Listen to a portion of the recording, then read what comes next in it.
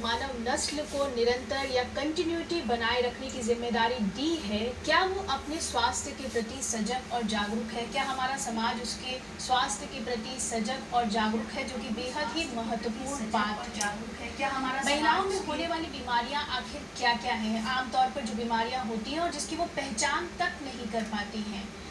साथ ही जो हमारा ग्लोबल न्यूट्रिशन इंडेक्स, जो उसकी रिपोर्ट 2016 में आई थी, वो कहता है कि भारत में 180 देशों में, भारत में अगर महिलाओं में एनीमिया की बात करें तो भारत 170वें नंबर पर है। एनएफएचएस की जो रिपोर्ट है, नेशनल फैमिली हेल्थ सर्वे की जो रिपोर्ट है, वो कहती है कि बिहार में 63% महिलाएं 15 से 49 आयु वर्ग में 63% महिलाएं जो हैं वो एनीमिक है। गर्भवती महिलाओं के लिए भी यही आंकड़ा है कि 63% महिलाएं जो है वो एनीमिक हैं। बाकी अगर 15 से 19 साल के आयु वर्ग की बात करें, यानी एडोलेसेंट गर्ल की बात करें, तो 65% बच्चियां जो हैं वो एनीमिक हैं। ध्यान देने वाली बात यह है कि हर साल दर साल, यानी एनएफएचएस 4 की तुलना में एनएफएचएस 5 के आंकड़े और ज़्यादा बदतर हो रहे हैं। आज हम इन्हीं मसलों पर बातचीत करेंगे कि महिलाओं में होने वाली बीमारियां क्या क्या हैं, खास तौर पर एनीमिया पर बातचीत करेंगे और जानेंगे कि आखिर उससे हम कैसे बच सकते हैं। और एक समाज के तौर पर ये जो आधी आबादी दूसरी आधी आबादी को पैदा करती है, उसकी पैदाइश के लिए जिम्मेदार है प्राकृतिक तौर पर, तो वो उसकी ज़रूरत या उसके हमें किस तरीके से ध्यान रखना चाहिए, इस सब पर मसले पर बातचीत करने के लिए मेरे साथ डॉक्टर पूनम दीक्षित जी हैं। डॉक्टर पूनम दीक्षित जी जानी मानी स्त्री एवं प्रसूति रोग विशेषज्ञ हैं। साथ ही डॉक्टर साहब कवि हृदय भी हैं, वो कविताएं भी लिखती हैं और उनकी कविताओं में महिलाओं की और दिन रोज बरोज जो महिलाओं से वो मिलती है उनकी पीड़ा भी है। डॉक्टर साहब आपका बहुत बहुत स्वागत है। डॉक्टर साहब, सबसे पहले मेरा सवाल तो यही है कि आखिर महिलाओं में आमतौर पर होने वाली कौन कौन सी बीमारियां हैं जिससे आप रोज बरोज दो चार होते हैं? देखिए, कोई भी जो सामान्य बीमारी समूह को होती है, कोई संक्रमण है, ज़्यादा उम्र की महिलाओं में ब्लड प्रेशर है, डायबिटीज़ एक हमारे यहाँ बहुत तेज़ी से फैल रहा है और महिलाएं भी इससे महफूज नहीं हैं। और इसके अलावा जैसे कैंसर हुआ, उन सब की चर्चा हम इस छोटे से प्रोग्राम में नहीं कर पाएंगे। और एक जो आपने पहले ही अपने इंट्रोडक्शन में कहा, खून की कमी होना, जिसको रक्ताल्पता कहते हैं, एनीमिया कहते हैं, वो हमारे यहाँ बहुत कॉमन है। आपने खुद ही बताया कि आधी से ज़्यादा महिलाएं, किशोर वय की लड़कियां इन सब से पीड़ित रहती हैं। उसके विषय में हम आगे चर्चा करेंगे। डॉक्टर साहब, आप एनीमिया का ही जिक्र करिए। अगर हम एनीमिया की बीमारी को समझना चाहें कि आखिर ये क्या है और इसके कई प्रकार भी होते हैं, तो अगर हम उसको समझना चाहें तो क्या? जो सबसे कॉमन एनीमिया है वह आयरन डेफिशिएंसी एनीमिया के रूप में जाना जाता है, क्योंकि हमारा जो भोजन है उसमें लौह तत्व की मात्रा कम होती है। और इसके अलावा जो एनीमिया है वो पोषण से ही रिलेटेड है। एक फॉलिक एसिड की कमी से एनीमिया होता है और कुछ एनीमिया होते हैं जो वंशानुगत होते हैं, जिसमें कि हीमोग्लोबिन की संरचना अच्छी नहीं, डिफेक्टिव होती है, जैसे कि थैलेसीमिया है, कुछ प्रदेशों में जैसे बस्तर वगैरह में एक सिकल सेल एनीमिया है, इस तरह के एनीमिया भी पाए जाते हैं। तो अगर हम मोटे तौर पर बात करें तो अधिकांश महिलाएं आयरन डेफिशिएंसी एनीमिया से ही सफ़र करती हैं और उसके ही दुष्परिणाम के कारण उनका काम करने की ताकत नहीं होना, अच्छा नहीं लगना, और जितनी चंचलता होनी चाहिए किशोर वय की लड़कियां, जितनी अच्छी वो पढ़ाई कर सकती हैं, वह सब नहीं हो पाता है। तो सामान्य महिलाओं से, आप तो ये सामान्य महिलाओं की बात कर रही हैं, लेकिन हमने पहले भी कहा कि स्त्री के ऊपर जिम्मेदारी है कि मानव नस्ल जो है वो निरंतर बनी रहे, कंटिन्यूटी रहे, एक लोग खत्म हो, यानी एक पीढ़ी को रिप्लेस दूसरी पीढ़ी करे। तो गर्भवती महिलाओं पर एनीमिया का क्या असर पड़ता है और उसके बच्चे पर अगर हम जानना चाहें तो क्या उन पर ज़्यादा असर पड़ता है? हाँ, एक सामान्य गर्भावस्था में लगभग 1000 मिलीग्राम आयरन जो है हमें एक्स्ट्रा चाहिए। और अगर मान लीजिए कोई लड़की पहले से ही एनीमिक थी और वो प्रेग्नेंट हो गई, हमारे यहाँ प्रेगनेंसी के पहले चेकअप की तो कोई प्रथा है नहीं, और उसके ऊपर पूरे गर्भावस्था का अगर देखें तो हर दिन आयरन चाहिए, बच्चे के विकास के लिए आयरन चाहिए, तो इस तरह से क्या होता है कि माँ के कॉस्ट पर शिशु का विकास होता है और माँ का जो हीमोग्लोबिन स्तर है वो घटता जाता है। हम लोग चाहते हैं कि कम से कम 10 ग्राम रहे हीमोग्लोबिन। हालांकि अगर विश्व स्वास्थ्य संगठन की परिभाषा को माने तो 11 ग्राम कहते हैं कि कम से कम 11 ग्राम रहना चाहिए, लेकिन हम अपने जो इलाज के दौरान चाहते हैं कि 10 ग्राम रहे। और ये एनीमिया जो है, एक तो हमें मिल नहीं रहा है एक्स्ट्रा, हम ले नहीं रहे हैं, और अगर पहले से एनीमिक रहे, मान लीजिए एक हुक वॉर्म होता है जो देहात में अगर हम जो लोग खाली पांव चलते हैं उनमें बहुत कॉमन है, और वो आंत की सतह से रोज खून चूसता रहता है, तो ये सब कॉमन कारण है। खाने में साग सब्जियों का नहीं होना जिसके कारण फॉलिक एसिड की कमी होती है, तो ये सब सामान्य जो पोषण से रिलेटेड है। फिर है कि सबों को आजकल आयरन की गोली दी जाती है, तो बहुत सारी महिलाएं आयरन की गोली नहीं खाती हैं। एक मिथ है कि बच्चा काला हो जाएगा। फिर एक और मिथ जो मैंने अभी हाल में सुना है कि अगर बहुत दवाई खाएंगे तो बच्चा बहुत पुष्ट हो जाएगा और नॉर्मल डिलीवरी नहीं होगी। तो और दूसरा कहूँगी कि हमारे 80% से ज़्यादा लोग जो हैं शाकाहारी हैं। जो लोग मांस मछली खाते भी हैं हफ्ते में 1 दिन 2 दिन, और जो हमारा जो शाकाहार है उसमें उतनी लौह मात्रा नहीं होती है कि हमारी ज़रूरतें पूरी हो सके, और उसके लिए आयरन का टैबलेट लेना जो है बिल्कुल ही ज़रूरी होता है। आजकल सरकारी सप्लाई में उपलब्ध है, कहीं भी उपलब्ध है, लेकिन उसको ज़रूर लें। आप आयरन एनीमिया या आयरन डेफिशिएंसी एनीमिया का जिक्र कर रही हैं। आखिर क्या ये महिलाओं में, गर्भवती महिलाओं में सबसे ज़्यादा यही हाँ, 40 से 50% आयरन डेफिशिएंसी एनीमिया ही होता है, जबकि ये बहुत ही आसानी से प्रिवेंटेबल एनीमिया है। बहुत ही सस्ते तरीके से हम इससे बच सकते हैं, जैसे क्या कैंसर जैसी बीमारियों के लिए हम ये कराते हैं वो कराते हैं, लेकिन आयरन डेफिशिएंसी एनीमिया से बचना सबसे सस्ता और सुलभ है। किस तरीके से बचा जा सकता है? एक तो प्रेगनेंसी के पहले, जैसे जब लड़कियां बड़ी हो रही हैं, जब विकसित हो रही हैं, उसी समय वो अपना आयरन रिजर्व अच्छा रखें। मान लीजिए कि अगर आप नहीं भी एनीमिक हैं, आपका 10 ग्राम है, लेकिन हमारा स्टोर अच्छा हो, जैसे हम सलाह देते हैं बढ़ती हुई लड़कियों को कि हफ्ते में 1 टैबलेट भी जरूर ले लें। और प्रेगनेंसी के पहले हमारा हीमोग्लोबिन 12 ग्राम 12.5 ग्राम हो, और गर्भावस्था के पूरे 9 महीने में आयरन की गोली लेते रहें। आयरन की गोली लेने का सही तरीका होता है खाने के 1 घंटे के बाद, हम कहते हैं कि रात में लीजिए। आपने भी नोटिस किया होगा, महिलाएं तुरंत बोलने लगती हैं कि बहुत गैस होता है, परेशानी होती है, तो खाने के 1 घंटा के बाद लें। उसके साथ कैल्शियम वगैरह की गोली एक साथ ना लें। कुछ नींबू वगैरह का पानी लेने से आयरन जो हम खा रहे हैं गोली, उसका अब्जॉर्प्शन अच्छे तरीके से होता है। तो ये सब सामान्य है। और खाने पीने में कुछ चीज़ें बढ़ाई जा सकती हैं, जैसे कि गुड़ है, खजूर है, कुछ फूड होते हैं जो आयरन फोर्टिफाइड होते हैं सरकार के तौर से, उससे भी आयरन का इंटेक हमारा बढ़ता है। और कुछ जो मिथ है उसको मैं यहाँ दूर करना चाहूँगी। अब जैसे हम किसी को पता होता है कम होता है, तो वो पूरी मात्रा में अनार और चुकंदर का जूस पीने लग जाते हैं। दोनों ही अच्छे फल और सब्जी हैं और फायदेमंद है, लेकिन उससे किसी भी हालत में एनीमिया इम्प्रूव नहीं करने वाला।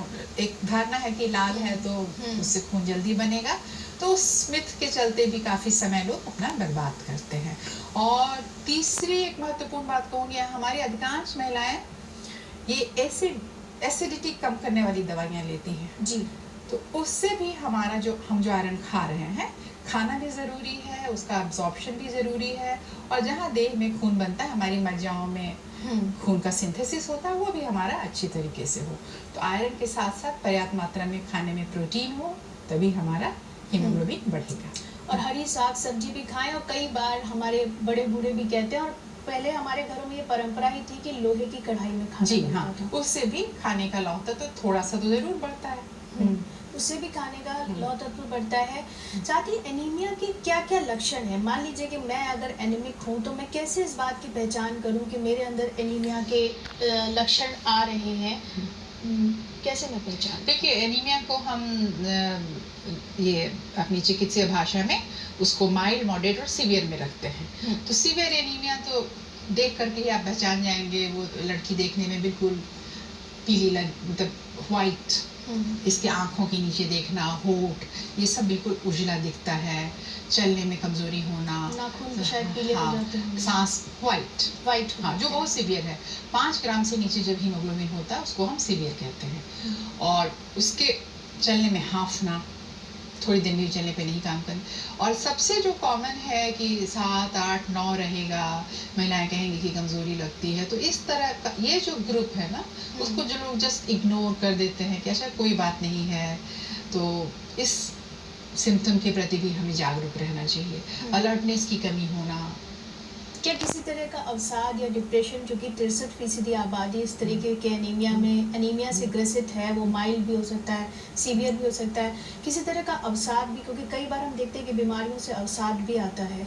नेचुरली अगर आपसे जो घर में, तो आपने खुद ही कहा कि महिलाओं से कितनी उम्मीद होती है, अगर हम सारे काम नहीं कर पाते हैं तो उसके एवज में बातें सुननी पड़ेंगी, खुद अच्छा नहीं लगेगा। शरीर ही तो सब कुछ है ना, शरीर में जब ताकत होती है तभी हम कुछ काम कर पाते हैं। तो उसके कारण इनडायरेक्टली अवसाद हो सकता है। और डायरेक्ट एनीमिक महिलाओं में भी पाया गया है, जैसे गर्भावस्था के बाद का जो समय होता है काफ़ी सेंसिटिव समय होता है, तो उस समय डिप्रेशन वगैरह ज़्यादा मिलता है। और आपने एक और जिक्र किया था कि प्रेगनेंसी के दौरान और क्या क्या हो सकता है, तो जैसे अबॉर्शन का इंसिडेंस बढ़ जाता है, बच्चा जो है वो लो बर्थ वेट होता है। सामान्यतः हमारे देश में शिशु को हम चाहते हैं कि कम से कम 2.5 किलो का ज़रूर हो, तो लो बर्थ वेट बच्चे होते हैं। उसका बच्चे का अचानक धड़कन रुक जाना, पहले ब्लीडिंग हो जाना, तो इस कई तरह की जो प्रेगनेंसी रिलेटेड समस्याएं हैं इन एनीमिक महिलाओं में बढ़ जाती है। डॉक्टर साहब, हमने पहले भी बताया कि जो 15 से 19 आयु वर्ग की जो बच्चियां हैं, वो भी 65%, बिहार में 65% महिलाएं, बच्चियां जो है वो एनीमिक हैं। बच्चियों के खान पान पर, और ख़ास तौर पर जब उनके पीरियड्स होते हैं, क्या उस वक्त भी खान पान पर उनके और भी ज़्यादा ध्यान दिए जाने की ज़रूरत है?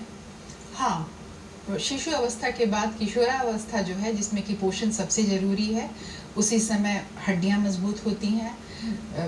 जो विकास का समय होता है, वहाँ कोई भी तरह का जो, अगर हमें पोषण की कमी हो जाती है तो लड़की समझिए कि एक आजीवन कमज़ोर हो जाती है। जैसे घर की जो नींव पड़ती है वो वही समय रहता है, तो उनको जो हर महीने जो लॉस हो रहा है उसे हमें पूरा करना चाहिए।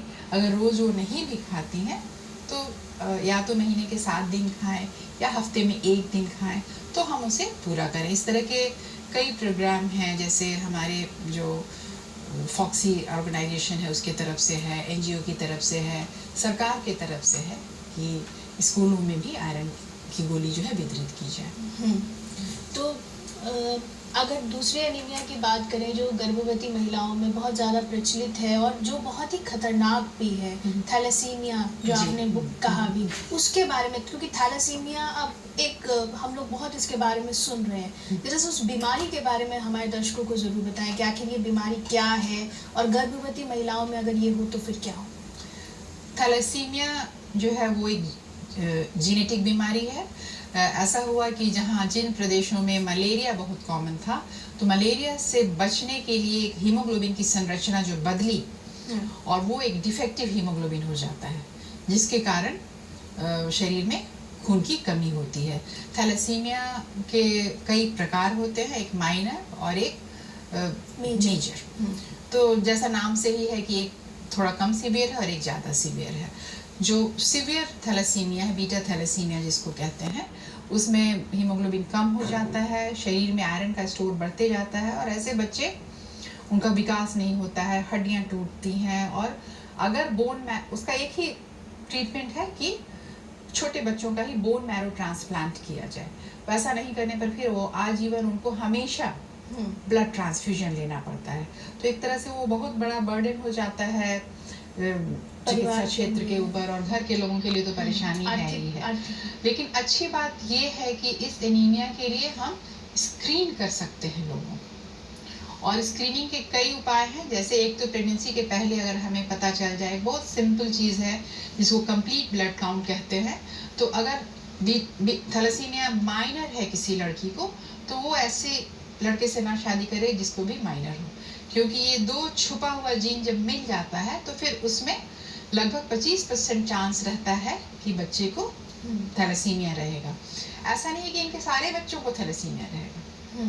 25% बच्चों को अच्छी संभावना है कि उनके बच्चे नॉर्मल भी हों। तो एक प्रिवेंट करने का जो पहला स्टेप है, एक तो वैसी शादियां ना हो कि जहाँ दोनों ही बीटा थैलेसीमिया माइनर हैं, और अगर दोनों पति पत्नी को बीटा थैलेसीमिया माइनर है तो हम पलने वाले बच्चे का कुछ टिश्यू निकाल करके जांच करते हैं। तो हमारे पास ऐसे बच्चे हैं जिनका कि पहला थैलेसीमिया हुआ, दूसरी बार टेस्ट किया, अभी हाल में किया, तो वो बच्चा बिल्कुल नॉर्मल आया है। और अगर वो नॉर्मल नहीं आता है तो हम 5 महीने के पहले तक उनको सलाह दे सकते हैं कि आप चाहिए तो इस बच्चे को ना जन्म दें।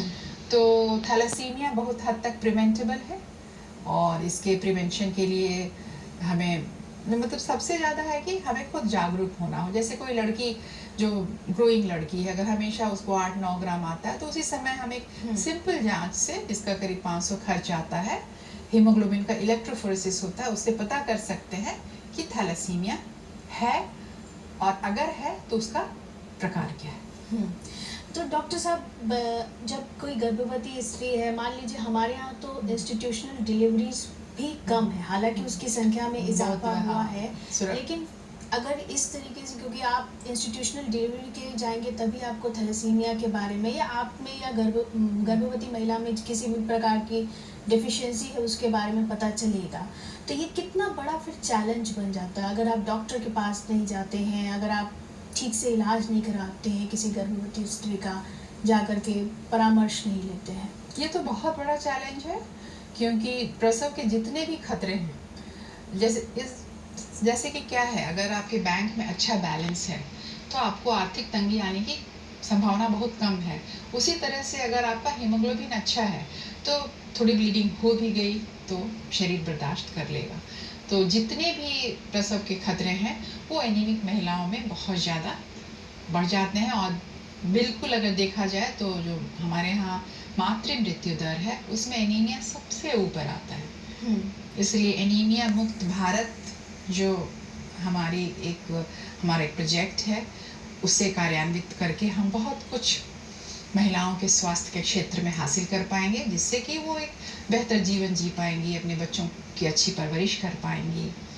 और यहाँ मैं और कहना चाहूँगी ना कि इन सारी बातों में जो बहुत ज़रूरी है, जो मैं देखती हूँ एक व्यावहारिक बात है ना, महिलाओं को खुद जिम्मेवारी लेनी चाहिए। जब भी कोई डिस्कशन होता है तो कहती है मैं गार्जियन से पूछती हूँ, तो महिलाओं को खुद अपना गार्जियन होना चाहिए। इस कार्यक्रम के माध्यम से मैं ये सलाह दूंगी कि समझें कि क्या हो सकता है और इससे हम बचें, क्योंकि ज़्यादातर परिवार के सदस्य वो अपने ही बारे में सोचते रहते हैं। महिला जस्ट एक प्रोवाइडर के रूप में रहती है, या केयरिंग करने वाली। हाँ, और उसमें उसका स्वास्थ्य जो है सबसे नीचे चला जाता है। बिहार में जब हम तमाम ह्यूमन इंडेक्सेस की बात करते हैं तो बिहार उसमें नीचे है, और इसमें भी अगर महिलाओं के स्वास्थ्य में भी बात करें तो बिहार नीचे है। और जो मैंने पहले भी कहा कि NFHS की रिपोर्ट भी कहती है कि भाई आपकी आधी से ज़्यादा आबादी जो है वो एनीमिक है। तो क्या बिहार में कुछ ऐसा सोशोलॉजिकल और कल्चरल वजहें हैं जिसकी वजह से आप महिलाओं के खान पान को ही प्राथमिकता नहीं देते हैं? क्योंकि कई बार हम देखते हैं कि हमारे यहाँ फूड प्रैक्टिस ही ऐसी है कि जो बचेगा वो महिलाएं खाएंगी। क्या है, आप चूँकि आप रोज़ मिलती होंगी तो आप अपने लोगों को डांटती भी होंगी कि आप अपने खाने पीने का ख्याल रखें। क्या मुझे लगता है कि ये तो जुड़ा हुआ है ना, स्त्री शिक्षा से भी जुड़ा हुआ। स्त्री शिक्षा का भी तो रेट अगर आप देखेंगी तो कम है बिहार में बाकी जगह से, जो वुमेन लिटरेसी रेट है। तो सारी चीज़ें आपस में जुड़ी हुई हैं, और मैं तो फिर वही कहूँगी कि अपनी जिम्मेवारी लेना सीखें। पढ़ी लिखी महिलाएं भी कहती हैं कि गार्जियन से पूछती हूँ और ये करती हूँ। तो और जागरूकता और सजगता की ज़रूरत है। और ऑफ कोर्स जो घर परिवार के सदस्य हैं उनका भी जो एटीट्यूड है महिलाओं के प्रति वो बदलना चाहिए, और बदल रहा है। अच्छी बात है कि बदल रहा है। अच्छी। अगर महिलाओं में और बीमारियों की बात करें, आपने पहले भी बताया कि डायबिटीज़ जो है वो बढ़ती जा रही है, जबकि डायबिटीज़ पहले एक बहुत ही लिमिटेड सेक्शन की बीमारी कहा जाता था, लेकिन अब तो पूरे भारत को ही डायबिटीज़ कैपिटल कहा जाता है।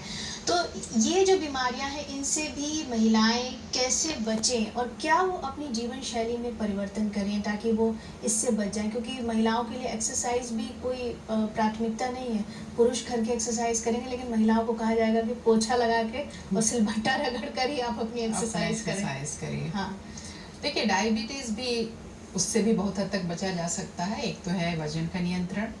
खान पान में क्या हुआ है ना कि हम कम होने से भी कुपोषण होता है और ज़्यादा होने से भी कुपोषण होता है जी। तो अभी जो बच्चे पल बढ़ रहे हैं उनका पोषण का ये जो वेस्टर्न वर्ल्ड से जंक फूड का ये आया, प्लस वो जंक फूड और कोचिंग, तो मैं पूछती हूँ यंग लड़कियों से तो उनका दिन भर पढ़ाई चलता है और जितना भी फूड अगर पूछिए जो हमारे अच्छे ट्रेडिशनल फूड हैं, बिहार की ही बात करें तो सत्तू है, ऐसे खाने जिसका ग्लाइसेमिक इंडेक्स कम होता है, जिसको खाने से तुरंत ब्लड शुगर नहीं बढ़ता है, हमें वैसे खाने को खाना चाहिए। कार्बोहाइड्रेट जो कॉम्प्लेक्स होता है जैसे चक्की का आटा होता था, और रिफाइंड शुगर का इंटेक अगर देखा जाए तो हमारे यहाँ बहुत बढ़ गया है। एक एवरेज डे में हम 15 ग्राम से ज़्यादा चीनी हमें नहीं लेनी चाहिए। तो डायबिटीज़ प्रिवेंशन में जैसा आप पहले ही बोल चुकी, पोषण और फिजिकल एक्टिविटी का बहुत रोल है। जैसे अब हम छोटे घरों में रह रहे हैं, अपार्टमेंट में रह रहे हैं, शहर या ग्रामीण दोनों जगह महिलाएं बहुत ज़्यादा ब्रिस्क फिजिकल एक्टिविटी नहीं कर पाती हैं। ये बात सही है कि हम अपने घरेलू कामकाज को ही ऐसे करें कि हमारा कैलोरी एक्सपेंडिचर बढ़े, लेकिन अलग से भी कुछ और एक्सरसाइज का एक और फायदा होता है। डायबिटीज़ में तीसरा जो कंपोनेंट है वो है स्ट्रेस। स्ट्रेस के कारण भी डायबिटीज़ होता है और बाहर टहलने से, कोई भी व्यायाम करने से हमारे अंदर एंडोर्फिन्स का सिक्रीशन होता है जो कि एक वेल बीइंग देता है और हमारे स्ट्रेस को कम करता है। तो ये तीनों कंपोनेंट को अपना करके हम डायबिटीज़ को बहुत हद तक कम कर सकते हैं। डॉक्टर साहब, चूँकि कोरोना का वक्त चल रहा है और इस वक्त आपने क्या देखा, मतलब क्या महिलाएं जो हैं वो, अगर हम बीमारियों की ही बात करें तो क्या वो सिर्फ दूसरों की तीमारदारी में ही ज़्यादा इन्वॉल्व रही या उन्होंने अपने लिए भी, और चूँकि अभी तीसरी वेव का भी एक खतरा सामने है, तो आप क्या सजेस्ट करेंगी हमारी जो महिला दर्शक है उनको कि एक तो पहली बात की पहली तस्वीर क्या थी कोरोना 1 और कोरोना 2 में, और तीसरी लहर जो आने वाली है तो उसमें आप क्या सजेस्ट करेंगी महिलाओं को? क्योंकि कई ऐसे सर्वे आए, पटना में ही एक सर्वे आया है कि महिलाएं जो है वो टेस्ट के लिए गई ही नहीं जबकि उनमें लक्षण थे, उनका टेस्ट जो है वो बहुत कम हुआ। पुरुष जो थे उन्होंने अपना टेस्ट करवाया लेकिन महिलाएं टेस्ट के लिए गई ही नहीं। तो साफ तौर पर महिलाओं का स्वास्थ्य कभी प्राथमिकता रहता ही नहीं है और इस महामारी में तो और भी ज़्यादा ये रेखांकित हुआ है। आप कहेंगे कि एक तो वैक्सीन, तो वैक्सीन में तो मैं देख रही हूँ कि सब लोग ले रहे हैं वैक्सीन जहाँ भी मिल रहा है। रूरल एरियाज़ में भी अच्छा कवरेज हो रहा है। शुरू में लोग हिचक रहे थे। और एक थोड़ा आपके प्रश्न से हट कर मैं जवाब देना चाहूँगी, जो कोरोना ने बहुत कुछ सिखाया, लेकिन हमारा जो एक कल्चरल हैबिट है हर जगह भीड़ लगा देना, बच्चा हुआ तो भीड़ लगा देना, कोई कुछ भी हुआ, तो उससे हमें बचना होगा। तीसरी लहर आएगी कि नहीं हम नहीं जानते जी, लेकिन उसके लिए हमें सजग होने की ज़रूरत है। तो मन से अभी जैसे सिर्फ 1 महीना पहले कितनी दर्दनाक स्थिति थी, हम सिलेंडर के लिए दौड़ रहे थे, हम अस्पताल के बेड के लिए दौड़ रहे थे। तो उन सब से बचने के लिए जो है हर जगह जो भीड़ लगाने की प्रवृत्ति, एक बहुत अच्छी बात हुई है हमारे यहाँ जो शादी और श्राद्ध में भीड़ की कमी हो गई है। हालांकि लोग इसको अच्छा नहीं मान रहे हैं, इसको पनिशमेंट मान रहे हैं, लेकिन मुझे तो लगता है कि अगर हम इसे अपने कल्चर में आत्मसात करने की कोशिश करें तो हमारे लिए बहुत अच्छा रहेगा। और महिलाएं क्या क्या ध्यान रखें अपने स्वास्थ्य के प्रति, क्योंकि हम लोग देख रहे हैं कि वो दूसरों की तीमारदारी में ही लगी रहती हैं, तो इस वक्त अपना कैसे खास ख्याल रखें, जबकि उनके ऊपर हाइजीन बर्डन भी सबसे ज्यादा, अगर आप देखें तो हाइजीन बर्डन भी महिलाओं के ऊपर ही सबसे ज्यादा है। मुझे लगता है कि लेजर टाइम भी घट गया है, तो एक तरीके का डिप्रेशन भी है, उनका लेजर टाइम भी घट गया क्योंकि वर्क फ्रॉम होम की टेंडेंसीज बहुत बढ़ गई हैं। तो क्या अपना एक साइकोलॉजिकल जो एक मेंटल स्ट्रेस है उसको भी बस्ट करने के लिए, अपना जो फिजिकल इतना ज़्यादा उनका इन्वॉल्वमेंट है उसको भी बस्ट करने के लिए आखिर क्या करें? अभी तनाव के लिए तो हम सब कह रहे हैं कि एक जो हमारा फैमिली बॉन्ड है, दोस्तों से मिलना जुलना है जो नहीं हो पा रहा है, तो ऑनलाइन ही सही लोगों से हम जुड़े रहें, लोगों जी। के प्रति एक दूसरे का ख्याल करें, एक दूसरे की ताकत बने, पोषण को हम लोग अच्छा रखें और हम सब अपना वैक्सीनेशन को ज़रूर पूरा कर लें और जो नहीं ले रहे हैं उनको भी इनकरेज करें कि वैक्सीनेशन ही एकमात्र है कि क्योंकि वैक्सीनेशन लिए हुए लोगों में भी कोविड हुआ लेकिन संक्रमण बहुत ही हल्का रहा और अभी भी देखा जा रहा है जहाँ हो रहा है, अभी इंग्लैंड में जैसे डेल्टा प्लस वायरस जो आया है तो उन लोगों में हॉस्पिटलाइजेशन का इंसिडेंस बहुत ही कम पाया गया है अनइम्यूनाइज्ड लोगों की अपेक्षा में। तो वैक्सीन ही उसके लिए एक रामबाण है जिसे हम सब लेकर के बच सकते हैं। डॉक्टर साहब, एक बात और पूछना चाहूँगी, क्योंकि आपके पास ग्रामीण इलाकों से भी मरीज आते होंगे और शहरी इलाकों से भी मरीज आते होंगे, तो महिलाओं के स्वास्थ्य को लेकर के क्या दोनों ही समाज में, शहरी समाज में और ग्रामीण समाज में अलग अलग टेंडेंसीज हैं? क्योंकि अगर हम जिलावार बात करें, अगर एनीमिया की बात करें, तो गर्भवती महिलाएं 70% से ज़्यादा गर्भवती महिलाएं पूर्णिया में एनीमिक हैं। भागलपुर, लखीसराय, मुंगेर, ये कुछ ऐसे क्षेत्र हैं जहां पर एनीमिया का जो प्रेवलेंस है वो महिलाओं में 70% से ज़्यादा है। तो क्या कुछ, अगर हम ज्योग्राफी पर भी क्या कुछ डिपेंड करता है, और क्या रूरल और अर्बन महिलाओं में भी कुछ ऐसा अंतर है? क्योंकि आप जंक फूड की भी बात कर रही हैं, ये टेंडेंसी हमारे अपर क्लास में बहुत ज़्यादा बढ़ी है, तो ये अगर आप कुछ उसका डिफरेंशिएट या कोई अंतर अगर आप बताओ। देखिए, ये दो गरीबी और शिक्षा की कमी से जुड़ा हुआ है। जी। दो पॉकेट है, एक आपने भी किताब पढ़ी हुई व्हाइट टाइगर जिसमें भारत और इंडिया शब्द का इस्तेमाल हुआ। हाँ जी। तो हम जो कर रहे हैं जैसे कि एक ग्रुप है जिसको कुछ किसी अवेयरनेस की जरूरत नहीं है, तो हमारा जो जितना भी एफर्ट है वो उस ग्रुप के प्रति टारगेट होना चाहिए जो पूर्णिया की महिलाओं के लिए आप बात कर रही हैं। एक ग्रुप है जो वहीं रहना चाहता है, जिसके पास विकास की रोशनी बहुत धीरे धीरे जा रही है, तो हमारा उधर ही प्रयास रहना चाहिए कि हम उन्हें ऊपर उठाएं, उन तक जागरूकता ले जाएं। जी, जागरूकता जो है वो की है, महिलाएं अपने स्वास्थ्य के प्रति जागरूक हों और कोई भी परेशानी हो डॉक्टर के पास जाएं। यहाँ पर परिवार की जिम्मेदारी भी अहम है भी कि वो अपने घर की बच्चियों, अपनी पत्नी, अपनी माँ, अपनी बहनों, अपनी भाभियों का खास ख्याल रखें, क्योंकि वो अगर स्वस्थ रहेंगी तभी आपका समाज और आपका देश और आपका परिवार भी स्वस्थ होगा। ये एक छोटी सी बात अगर आप समझ जाएंगे तो महिलाएं अपने स्वास्थ्य के प्रति ध्यान रखेंगी और समाज भी अपने स्वास्थ्य के प्रति ध्यान रखेगा। आप मेरे कार्यक्रम में जुड़े, आपका बहुत बहुत शुक्रिया बहुत धन्यवाद मुझे बुलाने के लिए। और दर्शकों, कोरोना है, कोरोना में अपना खास ख्याल रखें और जैसा कि डॉक्टर साहब ने कहा कि अपना टीकाकरण जो है वो अवश्य करवाएं। आप सभी का शुक्रिया। नमस्कार।